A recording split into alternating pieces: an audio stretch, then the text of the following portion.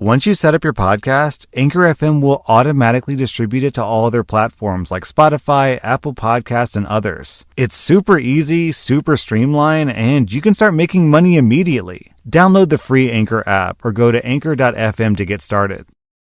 Will I be wrong for suing my daughter-in-law? To be clear, my son and daughter-in-law aren't married. I'm just calling her my daughter-in-law for the sake of storytelling. Our son and our daughter-in-law, who's 26, have been together for 2 years and live together. We've always thought that she's a very nice girl, and she seems to make my son happy, so no problem from us. Our son has his own law firm that he's currently trying to get started. We're very proud of him, and we're fortunate enough to help him with a startup loan. Our daughter-in-law works a retail job that she's very happy with. Some time ago, my husband and I were over at their apartment and we decided to order some food.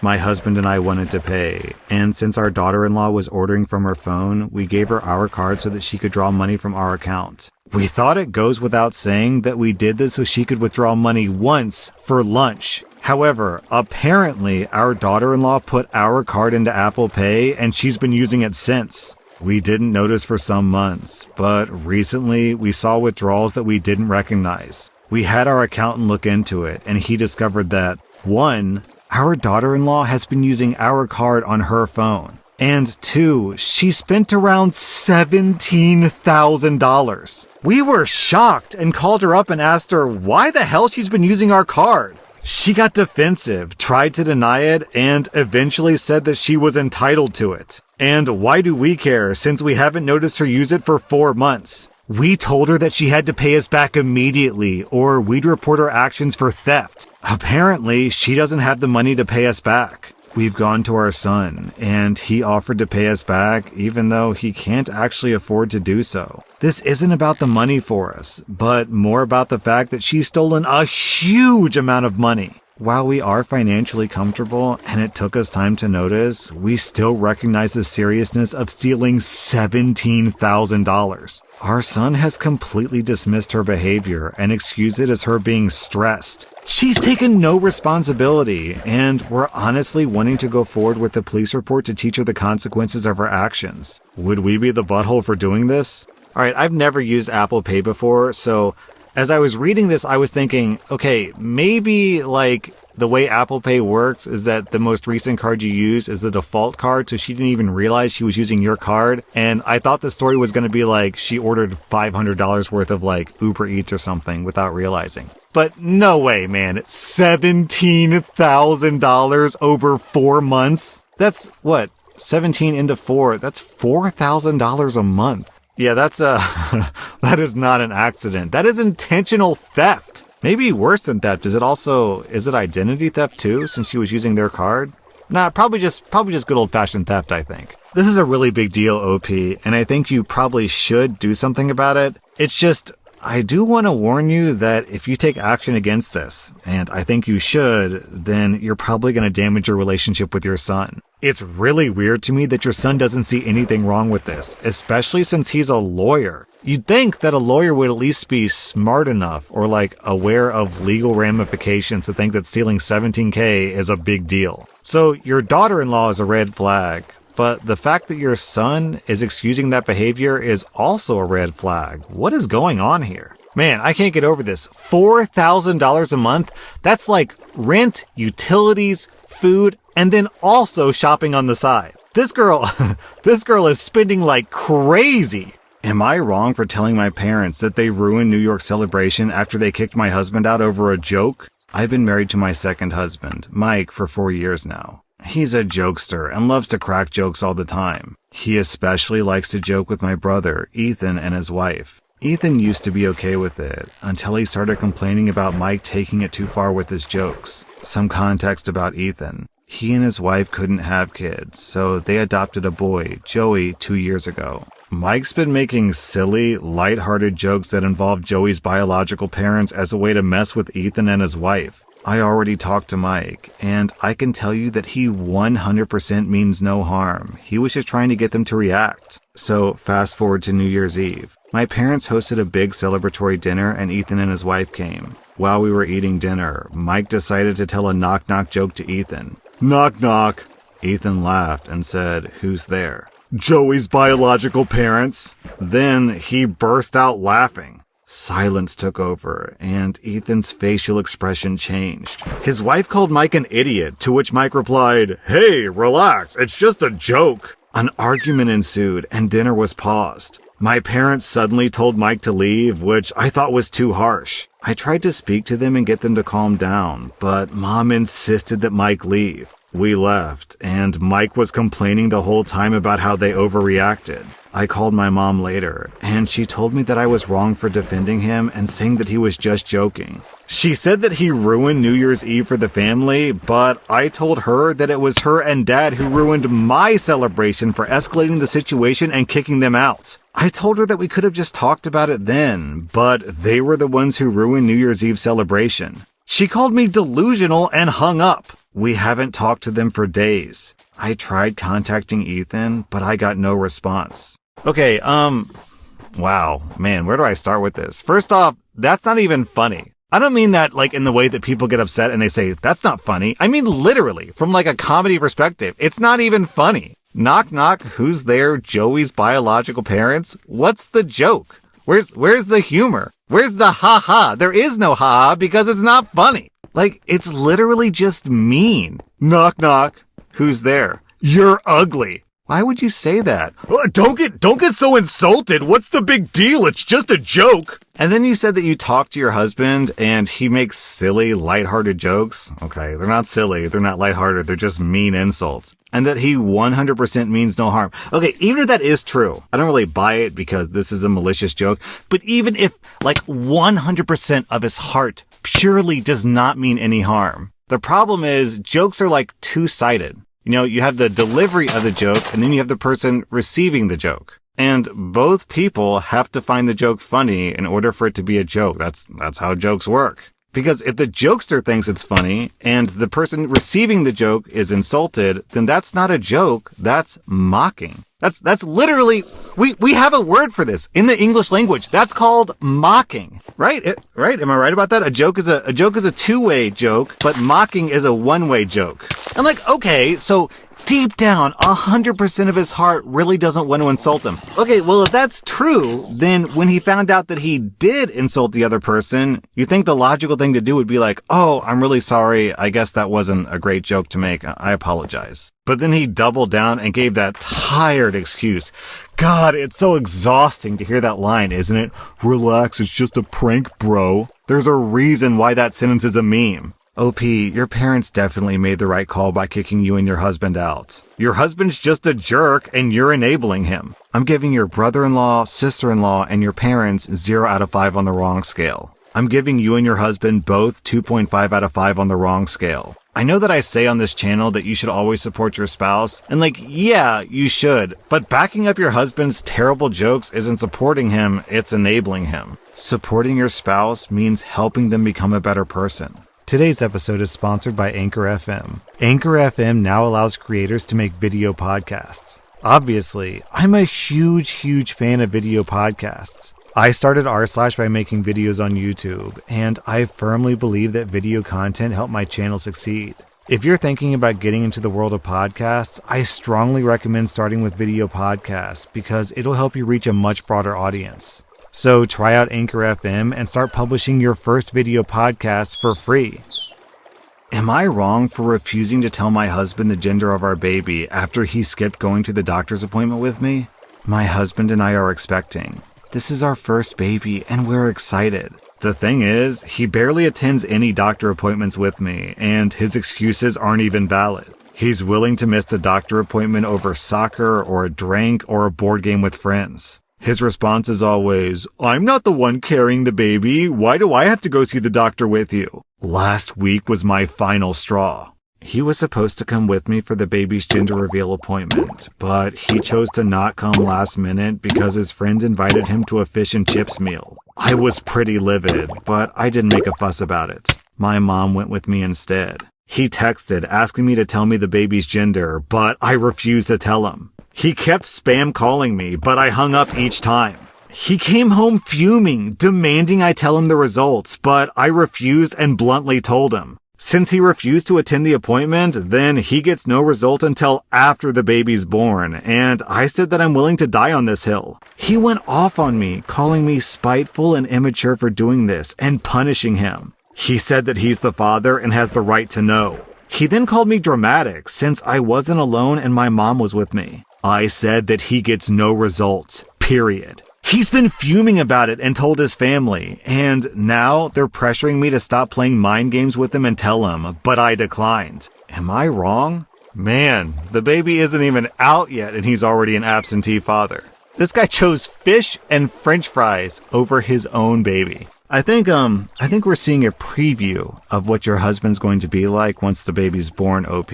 Expect him not to help with diapers. Expect him to miss the baby's first steps, first words. Expect your husband to miss recitals and soccer games and graduation even. And yeah, I'm being a bit dramatic here and I'm making assumptions, but I think we're seeing this guy's true colors here. And what's really troubling about this is, he's getting the wrong information out of this. Like, yeah, OP, you're being spiteful, which I think is justifiable. But, like, what you're doing here is you're teaching him a lesson. I don't mean that in, like, the, I'm gonna teach him a lesson, like the malicious way. I mean, like, literally, this is an important life lesson. When you have a kid, you're just going to miss moments with them. It's necessary. You can't be around them 24/7 every day of their lives. But what you can do is minimize those missed moments. You may not be with them at school or, when they have their first kiss, not that you'd want to, but you can be with them during their first soccer game and their first steps and their first words and, all those little moments. And this should have been like a moment for him where it's like, oh, wow,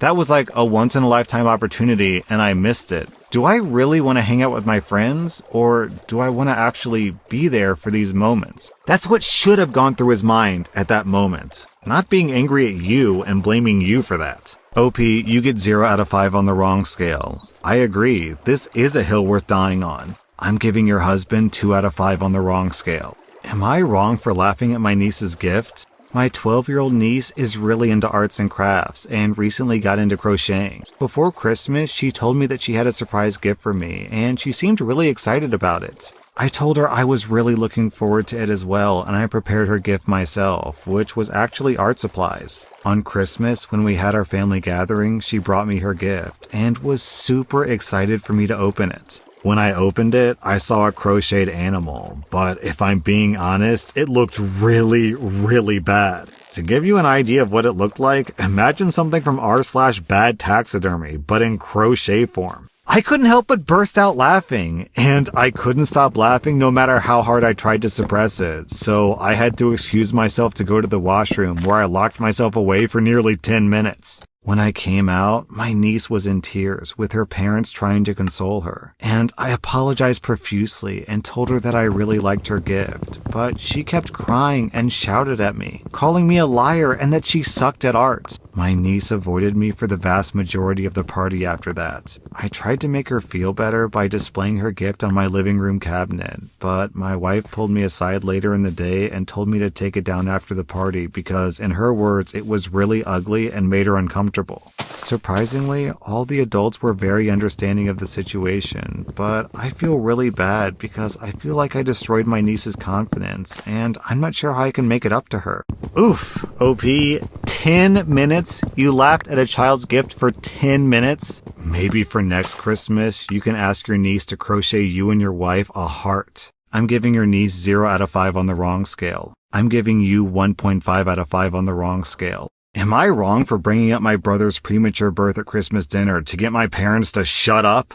I'm a nurse practitioner, and I'm the primary care provider for a lot of low-risk maternity cases at the practice where I work. I also work hand in hand with doctors and midwives to create a healthy maternity, birth, and postpartum situation. My fiance is completing her residency. We live together and have for a few years now. We aren't in any hurry to get married. We originally had plans to do so a couple of years ago, but then we got really busy for 2 years. It's driving my very religious parents crazy that their youngest son is living in sin. I don't really care. I'm an adult and I do what I want. We're getting married in June. So we're visiting my parents for Christmas at their house. That's my folks, my 3 siblings, myself and fiance, and 7 grandkids, so 17 people. At dinner, my mom starts going on about how she's so glad that we're finally getting married, and she won't be embarrassed at church anymore.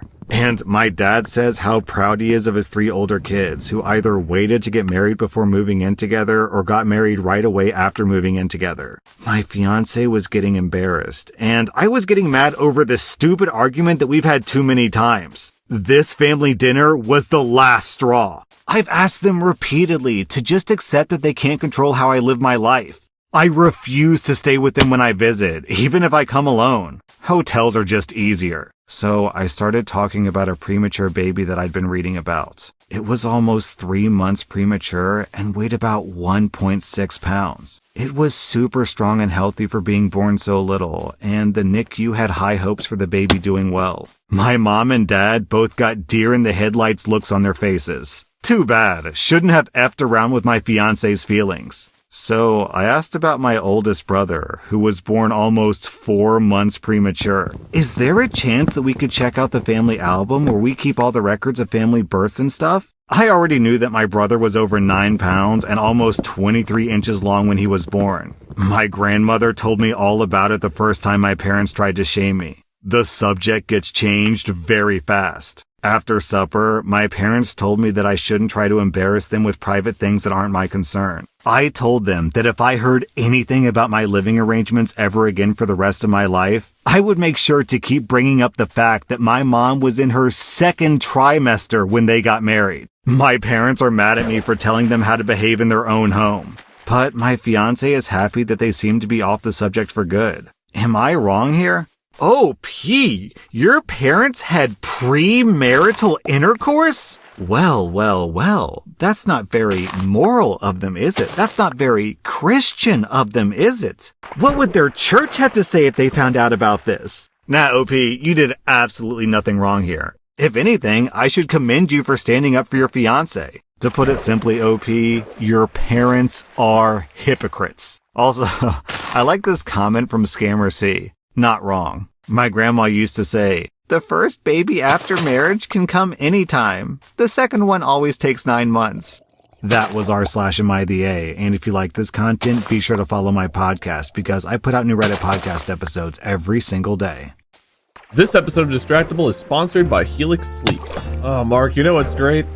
What? Sleeping. Getting so much comfortable sleep on our Helix mattresses. I think about sleep all the time. You have no idea, guys. I do too. I think about it so much. My God, I wake up thinking, I slept so good. I basically wake up in that way where your eyes just kind of drift open and you're like, oh. Yeah, no, me too. Last night, Welcome to r/Am I Wrong? between Where OP's daughter-in-law straight up steals $17,000 from her. Hey, I want to put this quick disclaimer in front of a couple videos. Recently, YouTube has been really brutal about demonetizing my videos, specifically my r/AITA videos. And I'm trying to isolate exactly why that is, and my hunch is that it has to do with the words that I use in these videos. You know, I tend to say the name of a certain body part a lot in these videos. So for the time being, I need to Disneyify these videos and cut out any word that can be even remotely upsetting. So instead of saying, 3 out of 5 body part scores, I'm going to say 3 out of 5 on the raw. You don't like the way I run my store? Quit. Among Hope's countless trademark annoying traits included breathing, coming into work wasted, and talking smack about everyone to guests and staff alike. She often delivered orders without allowing any responses, then concluded those interactions with, "Okay."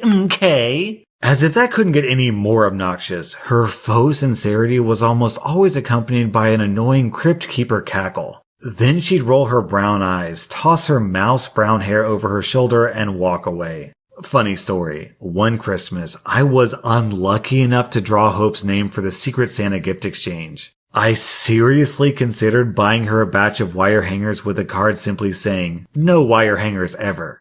And for clarity, that's a reference to the movie Mommy Dearest, which is about a psychotic and controlling woman. I decided against it for the simple reason that it was no secret that I did not like her. It would have been totally obvious who bought her the gag gift. I was one of those highly valued employees, but the way I was treated completely belied the compliments and accolades I received. I.e., my schedule being flipped without my consent, day off requests being denied while other employees, mostly older married women and single mothers of small children, as well as Hope's drinking buddies got preferential treatment. And her always taking the side of the guests when they were angling for a free meal, etc. Perhaps the worst was the bullying and pettiness among certain employees. It was like high school. It got to the point that I flat out refused to exchange numbers with or add any coworker on social media. It was a rule that I stood by for a very long time. Don't mix business with personal. I've somewhat relaxed that regulation, but for the most part it's still in place.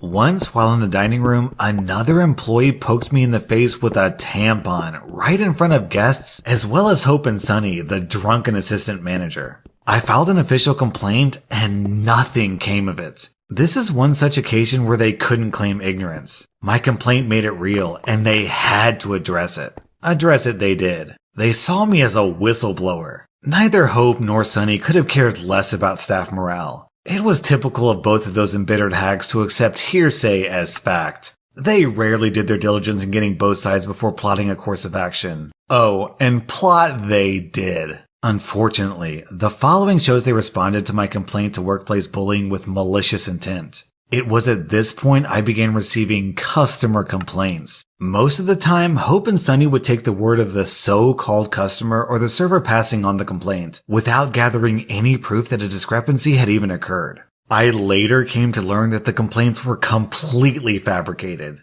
It was really a coworker just trying to stir the pot. This whole horror story came to its climax when a cokehead, now former employee, circulated a rumor that I refused to wait on an elderly African-American military veteran because I was a racist. Being one myself, I respect all veterans. I found it alarmingly laughable at best because 1, I am a very gay man, and 2, most of my boyfriends haven't been white. Hell, everyone including Hope and Sunny met my Brazilian ex-boyfriend who looked black when he had previously popped in for a Sunday brunch. So you can understand why this occasion was out of character and completely out of the blue. It reeked of sabotage. It was too outlandish to be anything else. So the write-up came. I was